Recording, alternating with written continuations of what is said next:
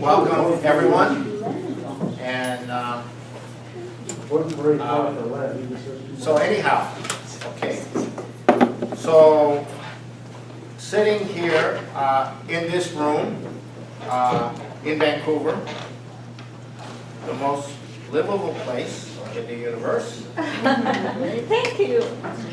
It is hard to imagine the revolutionary changes the world is going through. My purpose in this short presentation is to give you a sense of the dynamics of a global process that will lead to either world war or a new, just, economic world order of development for everybody. So I'll start with something that happened in 1858. There was a second debate that was going on between Abraham Lincoln and in a Senate race and Stephen Douglas. And Stephen Douglas wanted to trap Lincoln by alleging that Lincoln wanted social equality for blacks. And knowing that the audience did not believe that blacks should ever have social equality. And Lincoln said, in return, that, well, I will grant you that blacks are socially inferior, but no one has the right to rob anybody of the fruits of their labor. And so that's the issue. Slavery is theft. That was the issue. Not social this, social that. I reference this because the slave system back then was part of an international slave system called the British Empire and its junior European partners. And that system was based on drug trafficking, slavery, gunboats, feudal aristocrats, serfs, the British East India Company control of India. And that system was challenged in the Civil War in the United States and later on. Now, unfortunately, today we have come back to the same system of slavery. It's based on something called debt. And we call it debt slavery. It's not individual slavery, but the slavery of entire nations. And at the core of this system of debt slavery is something called currency speculation. Christ called them the money changers. Now, after World War II, Franklin Delano Roosevelt determined that this kind of currency speculation would not control the world. And he forced, in a big fight, something in a conference that took place in 1944 in Bretton Woods, New Hampshire, what became known as the Bretton Woods system, which was based on a fixed exchange system between nations. So you couldn't have currency speculation. However, that system collapsed in August of 1971, and eventually a new system emerged by 1973 called the floating exchange system. That's the system we've been in since 1973. Another name for the floating exchange system is the floating slavery system. Now, out of that system, a new currency emerged that was an international currency of the dollar. And then later, another currency like it emerged called the euro. And these currencies were the currencies required to have access to raw materials, to have access to finished products, to be able to function. And then all the other currencies would then be manipulated against these currencies. Just to give you a sense of this, before 1971, 75% of all currency transactions involving the dollar, that's when there was a fixed exchange system, 75% of the currency transactions were connected to the actual exchange of physical goods. Today, it is less than 1%. Less than 1% of the transactions that occur in currency speculation on a global scale have anything to do with anything physical, with any trade. Nations that could not defend their currencies were soon plundered beyond belief. Such nations had to go into debt they could never pay. And the debt that kept expanding as they were forced to cut and cut and cut and drive their populations into starvation and misery. Nations that could defend their currencies had to curtail their development in order to deploy massive reserves to protect their currencies. Reserves which would otherwise have gone to their internal development. The investment bankers and the hedge funds at the core of speculation, which eventually included all commodities, eventually all assets, bonds, real estate, and eventually even things that weren't assets like derivatives, these individuals became the super wealthy, like George Soros.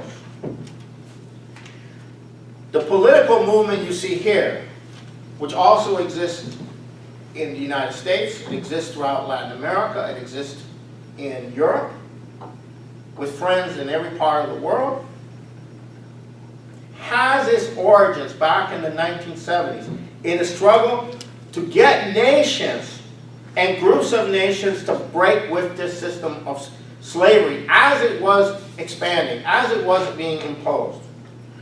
And I won't go into all the details of that, that's a whole history. Eventually, it all collapsed in 2007 and 2008.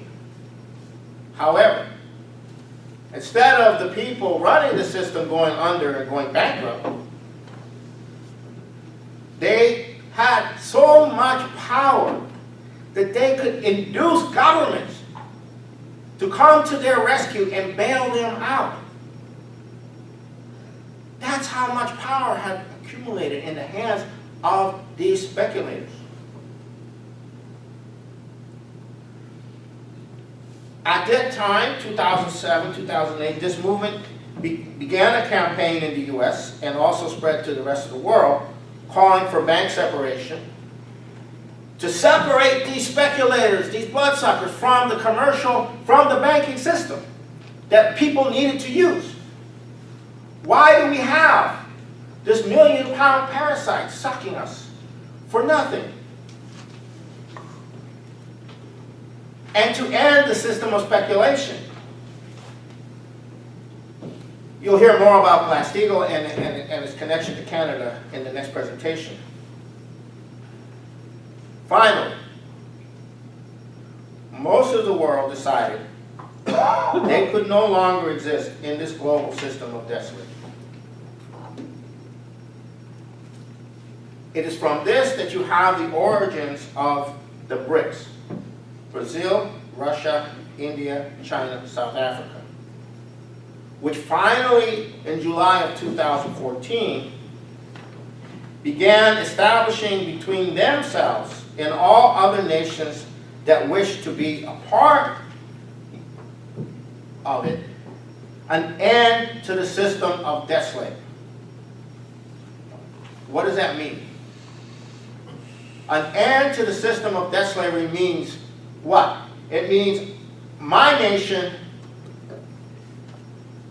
can work with another nation.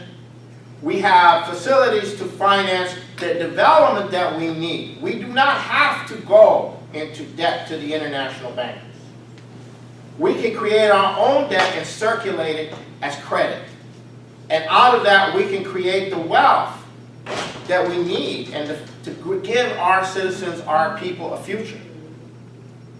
So out of the BRICS process and related processes, you have a whole series of major development banks, bigger than the International Monetary Fund, bigger than the World Bank emerging, like the New Development Bank, which the Russians and the Brazilians and many others are now the 5 BRICS nations. And then you have the Shanghai Cooperation Organization Development Bank and the Asian Infrastructure Development Bank. And there are others coming along. And these development banks are the seed crystal for a vast increase of investment. An investment that Wall Street and the City of London and the World Bank and the IMF will never allow to take off.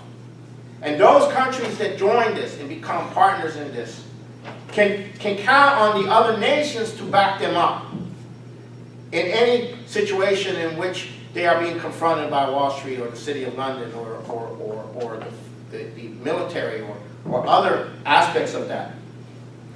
And the situation has developed to the point now where the president of China, Xi Jinping, has actually offered the United States to join the Asian Infrastructure Development Bank. However, the debt slavery system centered in places like Wall Street and the City of London is terrified that it's all over for them, that their system of slavery is now coming to an end.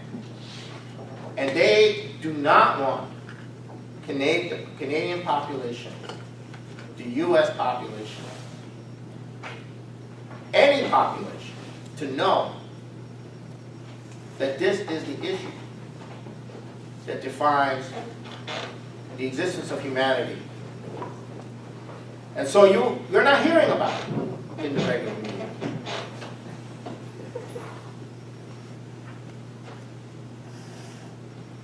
The nations of Africa, the nations of the rest of Asia, India, the nations of South America are now beginning to orient their foreign policy, their economic policy, their future on this new system. And I have not heard of any major media in Canada or U.S. ever even mention this. They won't mention it. They won't talk about it. This is huge. Instead, Putin is a bad guy. Putin is a new Hitler. Putin is a dictator. That's all you're hearing.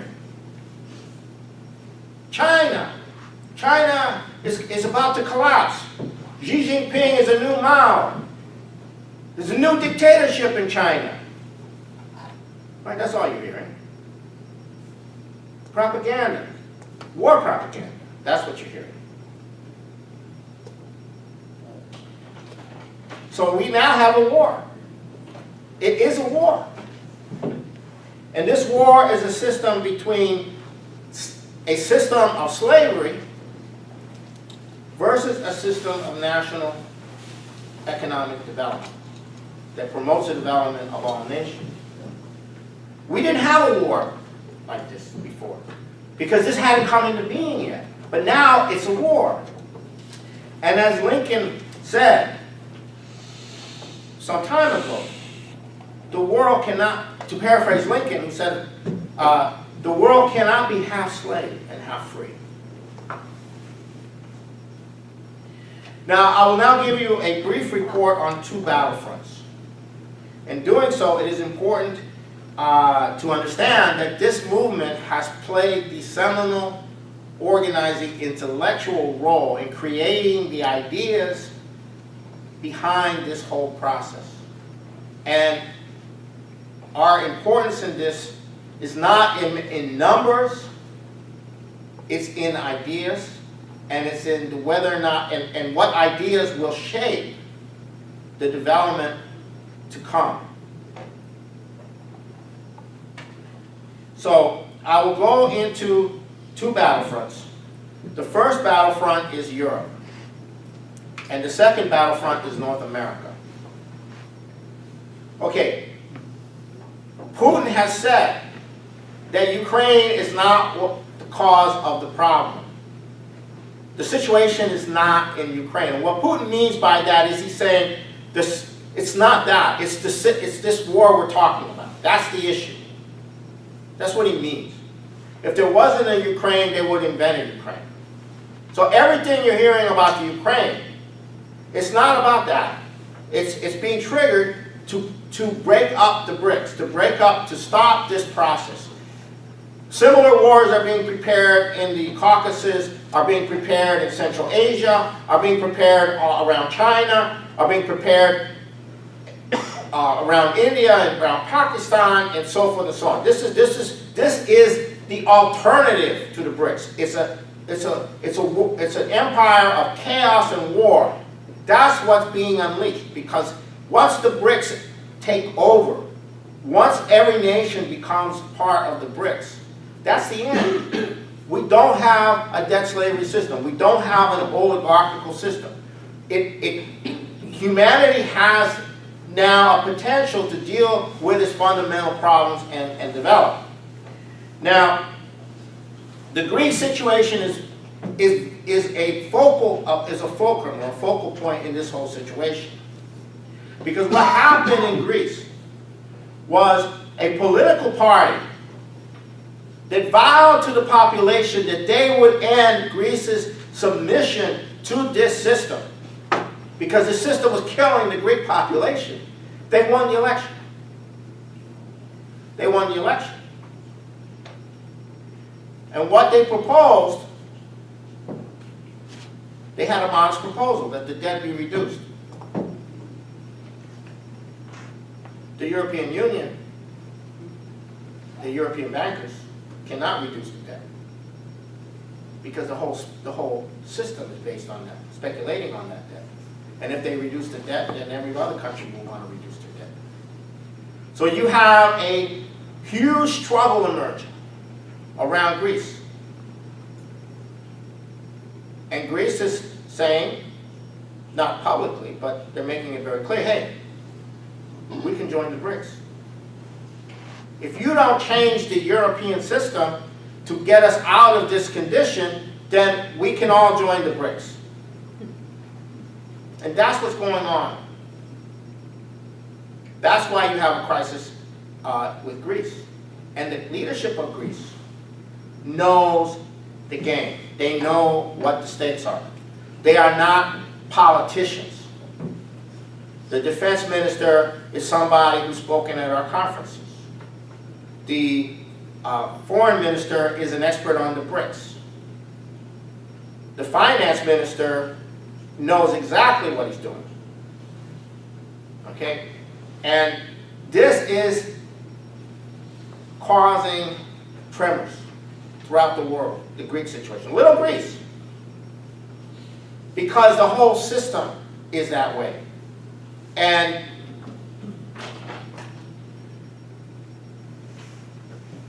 the amount of debt created, the amount of financial speculation is so great that you have to now take everything that every country has and bail it out, causing massive inflation or a collapse of the whole system. And so essentially that's where you're at. We're at that point right now. So this issue of Greece is at the center of the war that's going on in Ukraine. But it's not a war in Ukraine, it's a war against the BRICS. Okay, and this is not the place to go into all of that. So now I go into the North American situation, because this is very important. The United States has a president who is fully committed to the death slavery system. And it has a Republican Congress which is fully committed to the death slavery system. And it's totally psychotic, calling for arming the Nazis in Ukraine.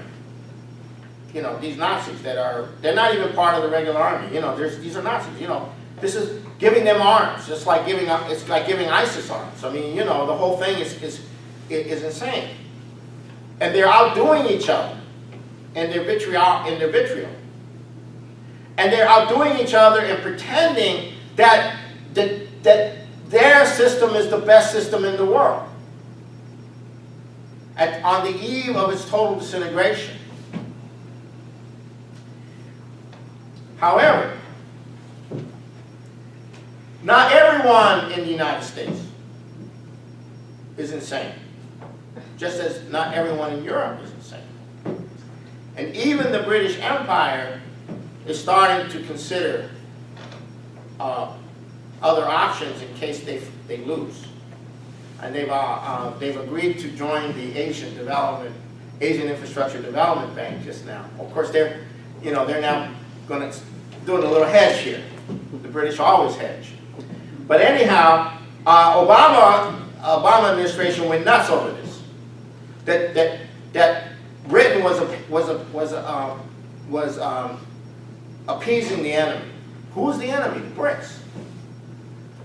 But the British know better. That they're starting to hedge. Now, of course, but they're the center of it. They know exactly what they're doing. And they know that it's possible that they could lose it all. And therefore they want maybe to survive a little bit. It's not clear how this all works. But the important thing is that this war against the BRICS is the war that could lead to nuclear war. Because Russia will not capitulate, China will not capitulate, other nations won't capitulate. Not even Greece is capitulating. So, now the way the system in the United States works is not the way most people think. It's a presidential system. Okay. And the only way you can actually have a voice in national policy is if you run for president. Which is what LaRouche did 8 times.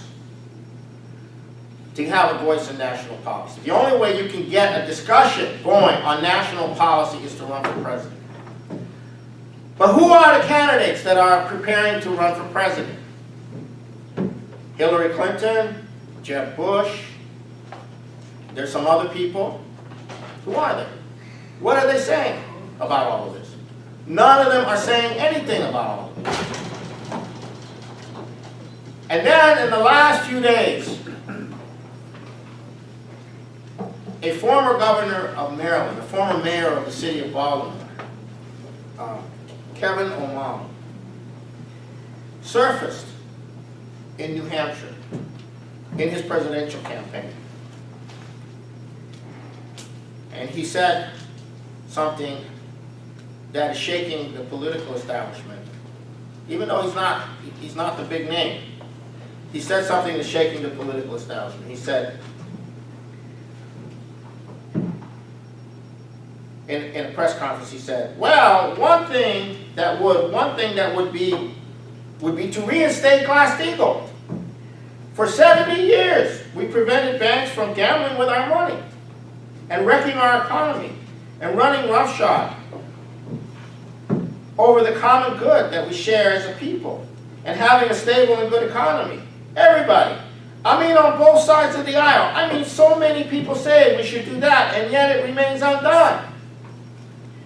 And some people in my own party are holding themselves out as promoting some sort of Dodd-Frank light. Oh, we don't want to offend anybody on Wall Street. So let us not talk honestly about how we can rein in this excessive behavior. Now,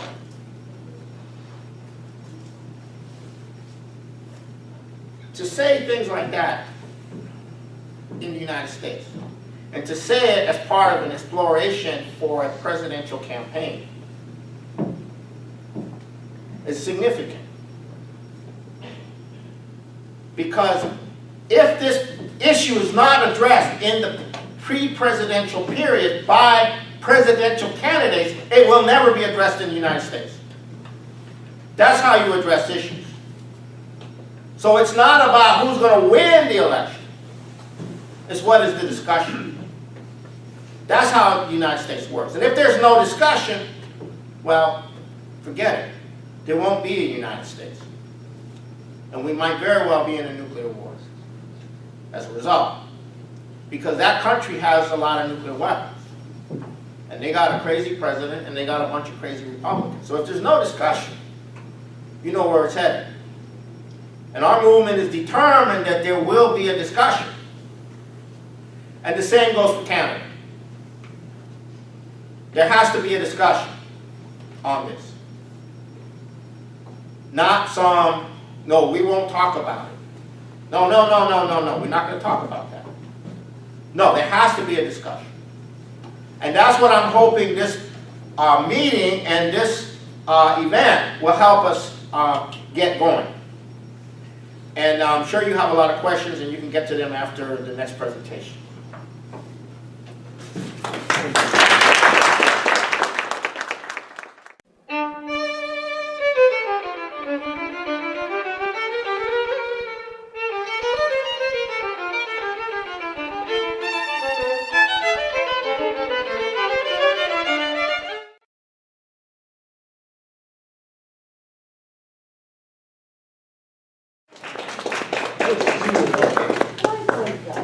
Welcome, everyone. And so anyhow, okay. So sitting here in this room in Vancouver, the most livable place in the universe. Thank you. It is hard to imagine the revolutionary changes the world is going through.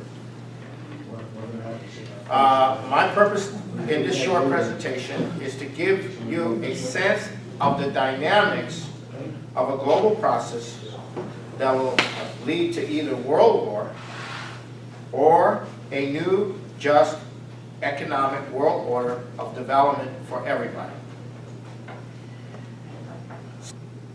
And he forced in a big fight something in a conference that took place in 1944 in Bretton Woods, New Hampshire, what became known as the Bretton Woods system, which was based on a fixed exchange system between nations. So you couldn't have currency speculation. However, that system collapsed in August of 1971, and eventually a new system emerged by 1973 called the floating exchange system. That's the system we've been in since 1973. Another name for the floating exchange system is the floating slavery system. Now, out of that system, a new currency emerged. And that system was challenged in the Civil War in the United States and later on. Now, unfortunately, today we have come back to the same system of slavery. It's based on something called debt. And we call it debt slavery. It's not individual slavery, but the slavery of entire nations. And at the core of this system of debt slavery is something called currency speculation. Christ called them the money changers. Now, after World War II, Franklin Delano Roosevelt determined that this kind of currency speculation would not control the world. But no one has the right to rob anybody of the fruits of their labor. And so that's the issue. Slavery is theft. That was the issue. Not social this, social that.